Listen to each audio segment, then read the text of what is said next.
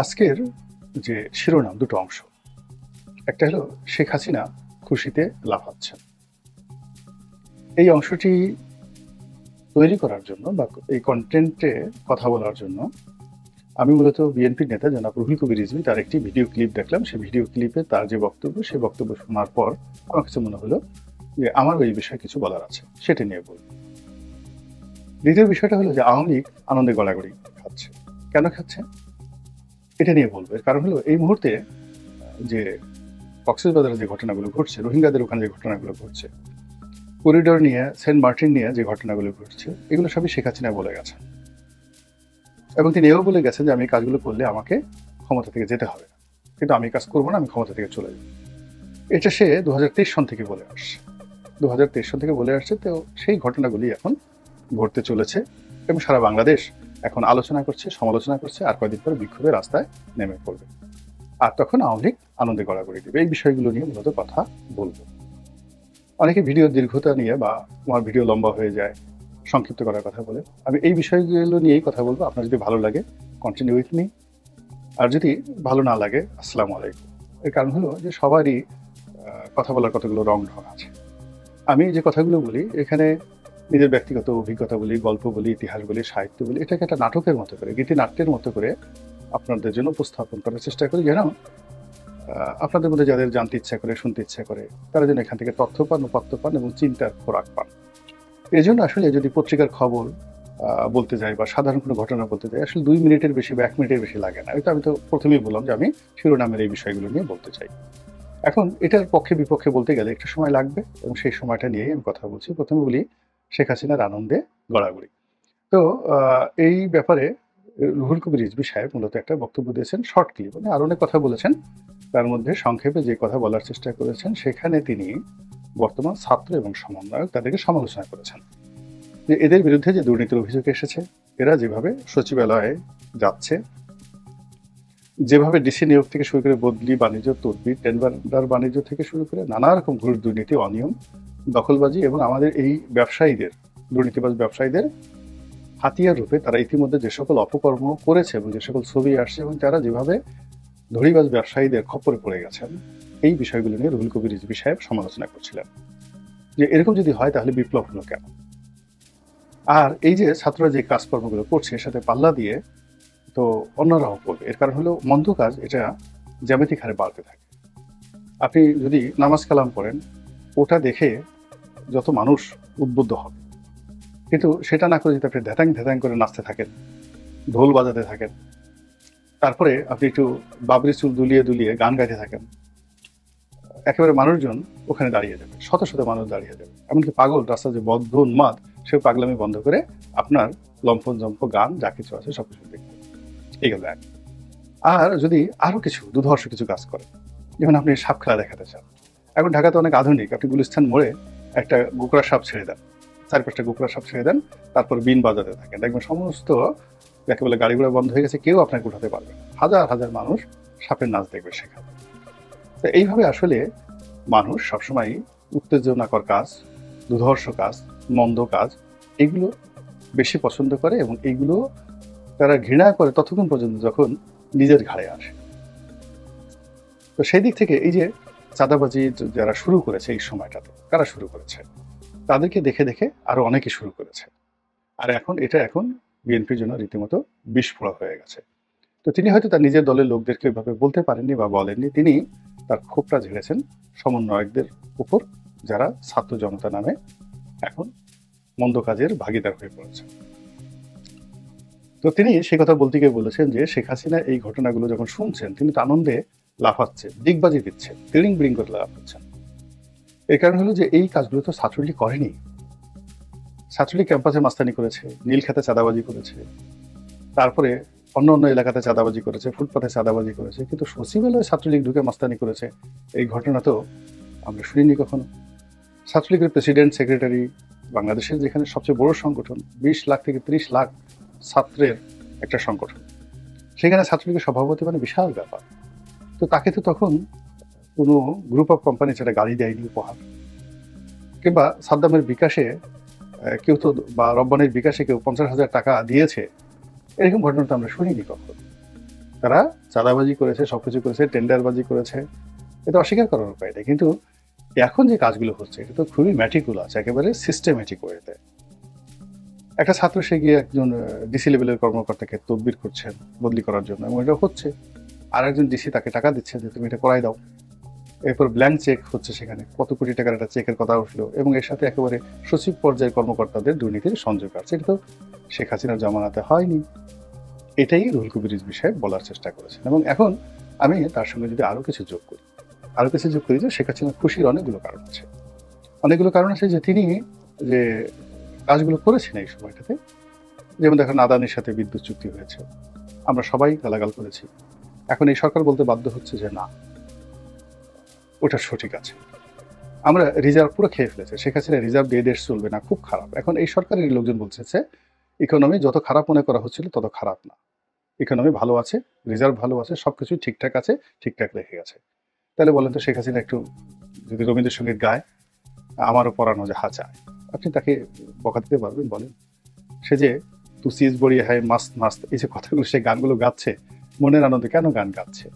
Because এই সময়টিতে এসে এখনো পর্যন্ত পদ্মা সেতুতে যে দুর্নীতি হয়েছে, মেট্রো রেলের দুর্নীতি হয়েছে, আপনি পদ্মা সেতুতে যাচ্ছেন, মেট্রো রেলে দুর্নীতি হচ্ছে, তারপর রূপপুর পারমাণবিক কেন্দ্র থেকে মানে 1,10,000 কোটি টাকার প্রকল্প থেকে শেখ হাসিনা তার পরিবার 70,000 কোটি টাকা চুরি করে নিয়ে গেছে।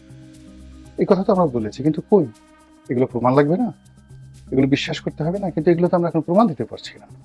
বরং উল্টো পদ্মা সেতু দিয়ে যাচ্ছি, মেট্রো রেল চলছে, এক্সপ্রেসওয়েতে যখন প্রতিদিন লাখ লাখ মানুষ যাচ্ছে, গাড়ি যাচ্ছে। আপনি দেখেন তো কুড়িল বিশ্ব রোড থেকে শুরু করে এসে যখন আপনি মগবাজারে এসে এক্সপ্রেসওয়েতে নামেন গাড়িতে করে, আল্লাহর রাস্তে বলেন তো, খোদার কসম করে বলেন, আপনি কি তখন ডক্টর ইউনূসের কথা মনে করেন, বেগম খালেদা জিয়ার কথা মনে করেন, তারেক জিয়ার কথা মনে করেন, না শেখ হাসিনার কথা মনে করেন? একবার একটু চিন্তা করেন তো। আপনি যখন মেট্রো রেলে বসেন, মেট্রো রেলে বসে কি আপনি হিলারি ক্লিন্টনের কথা চিন্তা করেন, বারাক ওবামার কথা চিন্তা করেন, বা ডক্টর ইউনূসের যে স্বাস্থ্য উপদেষ্টা নূরজাহান বেগম, অথবা তার যে ব্যক্তিগত সচিব আছেন, এক সুন্দরী মহিলা আছেন, ভদ্রমহিলা, তো ওনার কথা কি আপনার মনে হয়, বা ওনার প্রেস সচিবের কথা মনে হয়, নাকি শেখ হাসিনার কথা মনে হয়? আপনি একটু চিন্তা করেন অবস্থা। বা যখন সব জায়গাতে গিয়ে দেখে যে পুলিশ কাজ করছে না, তারপরে কোর্ট কাছারিগুলোতে যে যার মতো করে মারধর কাটাকাটি ইচ্ছা মতো করছে, তখন কি আপনার মনে হয় না যে না, এসে একটা শক্ত শাসক থাকলে ভালো হতো, এইগুলোকে আসলে প্রাধান্য দেওয়া দরকার, এগুলো পদের উপর বাড়ি দেওয়া দরকার? কিছু লোক আমাদের সমাজে এমন বাড়াবাড়ি করছে এখন এই সমাজেতে এসে, আপনাকে মনে হচ্ছে না যে এদেরকে আসলে দুধ কলা দেওয়া উচিত না, এদেরকে আসলে পশ্চাৎ দেশে বাড়ি দেওয়া উচিত? তো টেকনাফ থেকে তেঁতুলিয়া পর্যন্ত প্রতিদিন লক্ষ লক্ষ ঘটনা ঘটছে, যে ঘটনায় মানুষ শেখ হাসিনাকে স্মরণ করতে বাধ্য হচ্ছে। একেবারে দেখা গেল গ্রামের একেবারে সাধারণ একটা ছেলে এসে যে জুলুম অত্যাচার করতেছে, দোকান বন্ধ করে দিচ্ছে, আগুন ধরাই দিচ্ছে, শিক্ষককে পদত্যাগ করাচ্ছে, স্কুল কলেজের লেখাপড়া সব শেষ, ড্যাম, সবকিছু মানে কি সে কিভাবে চলছে, পুরো রাস্তা দখল করে যেখানে সেখানে ব্লক হচ্ছে, যেখানে সেখানে অবরোধ হচ্ছে, ব্যাটারি রিক্সা চালক তাদের ভয়ে মানে কি বলবো, মানে ছড়ছড় করে পুলিশের বড় বড় কর্তারা কাঁপছে, গার্মেন্টসের কর্মীরা রাস্তায় নেমে তারা পুলিশ আর্মির একজন ব্রিগেডিয়ারের গাড়ি পুড়িয়ে দিচ্ছে। তো এই যে ঘটনাগুলো, এগুলো দেখার সাথে সাথে প্রতি মুহূর্তে আপনার কার কথা মনে হচ্ছে? আপনার কি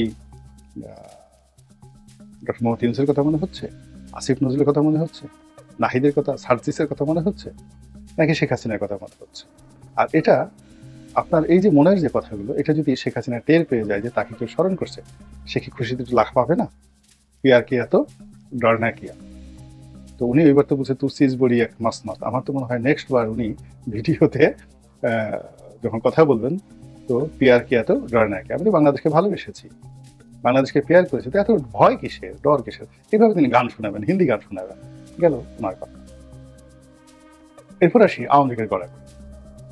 আওয়ামী লীগ তো আছে, 1% আওয়ামী লীগ দেশ ছেড়ে যায়নি, 99.99% আওয়ামী লীগের লোকজন এখন আছে, হাইয়েস্ট 10% লোক বাস্তুচ্যুত হয়েছে, এলাকা ছেড়ে অন্য এলাকায় গিয়েছে, আর বাকিরা সবই এলাকাতে আছে। তারা বসে বসে তামসা দেখছে, মুসকি মুসকি হাসছে, এবং তুলনা করছে যে না, আমাদের যুগে তো এই জিনিসগুলো হতো বা হতো না। তারা নিজেরা চিন্তা করছে, প্রথমে তারা খুব ভয়ে ছিল, আতঙ্কে ছিল, এখন তারা দেখতেছে যে মাই গড, লোকজনের যে কথাবার্তা, গালাগালি, বা লোকজনের মধ্যে যে অস্থিরতা, কিংবা লোকজনের মধ্যে যে বিশৃঙ্খলতা, বা নতুন চাঁদাবাজ, নতুন জাহেল, নতুন জালেম, নয়া ছাত্রলীগ, নয়া যুবলীগ, এদের কথাই বললাম, নয়া জয় বাংলা, নয়া কাঁঠাল রানী, মানে পিনাকি শেখ হাসিনাকে কাঁঠাল রানী বলে গালাগালি দিয়েছে। এখন এই সময়টাতে মধ্যে কত যে নতুন কাঁঠাল রানী তৈরি হয়েছে, যে কাঁঠাল রানীরা মদ খায় প্রকাশ্যে, যে কাঁঠাল রানীরা মদের সাথে সিগারেটও খায়, সিগারেট খাওয়ার পরে তারা সেখানে যৌন কর্ম করে, যৌন কর্ম করে, এবং সেগুলোর শত শত ভিডিও ফুটেজ ইন্টারনেটে ছড়িয়ে পড়েছে।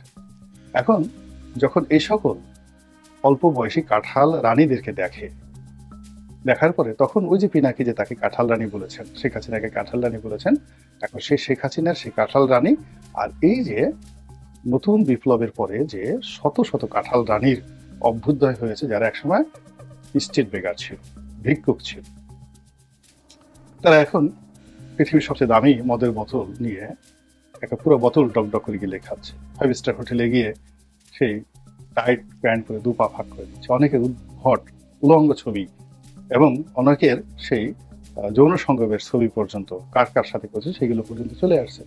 ড্যাম কেয়ার, তারাও কিছু মনে করছে না। তারপরে যারা দেখছে তারাও কিছু মনে করছে না, যারা করছে তারাও কিছু মনে করছে না। কিন্তু আওয়ামী লীগ বলছে না, আমাদের জমানাতে এই সমস্ত ঘটনা ঘটেনি। ওই যে গুলশানে দেখলাম 18-19 বছরের একটা মেয়ে মদ্যপ অবস্থায়, সে রাস্তায় দাঁড়িয়ে দাঁড়িয়ে যে অশ্লীল অশ্রাব্য ভাষায় গালাগাল করছে, এবং নিজের যৌনতা, নিজের যে ক্রেজিনেস, সেক্সুয়াল পারভার্সন, এটা নিয়ে রাস্তার ছেলেদেরকে যেভাবে গালাগাল করছে, এই দৃশ্য কিন্তু আওয়ামী লীগ জমানাতে ছিল না, একটা সিঙ্গেল ছিল না। অসভ্যতা, অভব্যতা যা কিছু ছিল সবই ব্যক্তিগত পর্যায়ে ছিল। এগুলো দেখে তো আওয়ামী লীগের লোকজন তারা আনন্দ করবে, সঙ্গত কারণ আনন্দ করবে যে একটা অসাধারণ সময় আমরা পার করছি। এরপরে শেখ হাসিনার যে বক্তব্যটি, যে আমি এই মরে গেল আমি বঙ্গবন্ধুর কন্যা, দেশ বিক্রি করবো না, তো দেশ বিক্রি করবো না, আমি ভারতের সাথে যা কিছু করেছি বাংলাদেশের স্বার্থে করেছি। এখন এগুলো তো একটা একটা করে প্রকাশিত হচ্ছে। ভারতের সাথে যে চুক্তি, ট্রানজিট চুক্তি, ভারত আমাদের কাছ থেকে কয় টাকা ট্রানজিট পাইতো এখন বের করেন বলেন। কিন্তু ভারত ট্রানজিট বন্ধ করে দিয়েছে 2000 কোটি টাকা লস। তো আপনি যদি দেখাতে পারতেন যে ভারতে 2000 কোটি টাকা লস গেছে, আর আমরা ভারতের ট্রানজিট বন্ধ করে দিয়েছি, আমরা ভারতে 4000 কোটি টাকা লস করতে পেরেছি, তাহলে আপনি শেখ হাসিনাকে দায়ী করতে পারতেন। তো এই জিনিসগুলো সামনে আসছে, প্রচন্ডভাবে সামনে আসছে। এখন চীন দেশে আপনি চিকিৎসার জন্য হাসপাতাল নিয়োগ করে আসছে, কিন্তু কয়জন লোক চীনে গেছে? আপনি পাকিস্তানের লোক পাঠাবেন, ইরানের লোক পাঠাবেন, সরাসরি প্লেন পাঠাবেন সেখান থেকে। এই যে ভাইবগুলো, গল্পগুলো, সেই গল্পগুলো এখন সব ভুয়া ভুয়া, চারিদিকে শুধু ভুয়া ভুয়া শব্দ উঠছে। এই যে ভুয়া শব্দগুলো উঠছে, এগুলো দেখে আওয়ামী লীগের লোকজন কি আনন্দ হচ্ছে আপনি চিন্তা করেন তো। ভীষণ রকম আনন্দ হচ্ছে যে এই মানুষগুলো দুদিন আগে সরকারের প্রশংসায় পঞ্চমুখ ছিল, যে মানুষগুলো এই ছাত্র জনতার জন্য যাকে বলা হয়, যাকে বলে তাদের হৃদয় মন সবকিছু খুলে দিত, এখন তারা তাদের অনেকের প্রতি এতটা রাগ যে পারলে 32টা দাঁত খুলে দিত। এরপরে অনেক পণ্ডিত ব্যক্তি, অনেক পণ্ডিত ব্যক্তি, যেমন ফাহাদ মাজহার, তারপরে আপনার ধরুন আসিফ নজরুল, এখন এই সমস্ত মানুষের যে একটা ভাইব ছিল সারা বাংলাদেশে জুলাই আগস্টের আগে পরে, এখন কোন অবস্থাতে আছে আপনি গিয়ে দেখেন তো, তাদের প্রাইভেট সেফটি অ্যান্ড সিকিউরিটি কি আগের মতো আছে? তো সব মিলিয়ে এই যে একটা অবস্থা তৈরি হয়েছে, সেই অবস্থার কারণে দাঁত বের করে কিলবিল করে আওয়ামী লীগের লোকজন হাসার সুযোগ পেয়েছে।